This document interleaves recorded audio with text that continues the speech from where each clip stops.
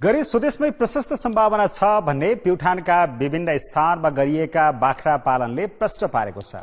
यहाँ 50 भन्दा बढी युवाले फरक बाख्रा फर्म सञ्चालन गरेर राम्रो आम्दानी गरिरहेका छन्। प्युठानको माण्डवी गाउँपालिका 2 मर्काबाङका 3 दाजुभाइ हेमराज, यदुराम र दलबहादुर खत्रीले जिल्लामै पहिलो पटक व्यावसायिक बाख्रा पालन गरेका हुन्। उनीहरूको फर्म सिक्ने र अनुगमन गर्ने केन्द्र समेत बनेको छ। पछिल्लो 8 वर्षदेखि उनीहरूले सामुदायिक वनको 222 रोपनी र आफ्नो 4 हेक्टर जमिनमा घाँस लगाएर बाख्रा पालेका हुन्। 30 वटा बाख्राबाट सुरु भएको फर्ममा अहिले 300 भन्दा बढी बाख्रा छन्। खसी बोका बिक्री गरेर वर्षमा 30 लाख रुपियाँ आम्दानी हुन्छ। अहिले बाख्रा संख्या माउ बाख्रा 201 वटा छ। अरू पठेङ्ग्रेहरू सबै लागेर पौनी 300 को हाराहारीमा छन्।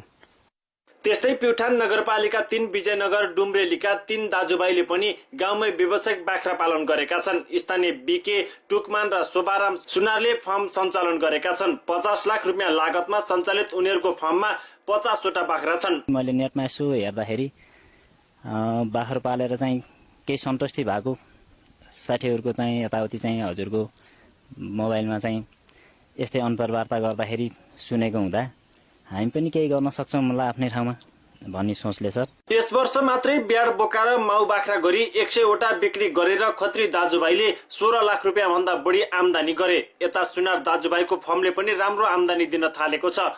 बोयर बोका 1500 रुपियाँ र बाख्रा 1300 रुपियाँ प्रति किलोका दरले बिक्री हुन्छ। उनीहरू जस्तै प्युठानका 50 बढी युवाहरूले व्यावसायिक रूपमै बाख्रा पालन गरेका छन्। कृषि तथा खाद्य सुरक्षा आयोजना र यो किसानको लागि उन्नत बिउ बिजन कार्यक्रम भन्ने दुईटा आयोजनाहरू आइसकेपछि विशेष गरेर यो विदेशी नस्लका बाख्राहरू पनि आयो, बोयर जातका है।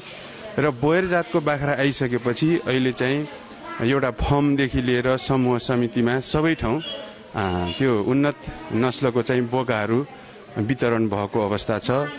वैदेशिक रोजगारीमा पुगेर हन्डर खाएर फर्किनुभन्दा आफ्नै देशमा व्यवसाय गर्नु निकै उत्तम कुरा हो। करोडौं मूल्य बराबरका खसी बोकाहरू विदेशबाट आयात गर्नुभन्दा आफ्नै देशमा उत्पादन गरेर विदेश पठाउनतिर सोच्ने कि। कान्तिपुर समाचारका लागि शमशेर विक्रम जीसी, मर्काबाङ प्युठान। गरी नेपालमा धेरै छ, मात्र जरुरी छ मेहनत र श्रमको सम्मान।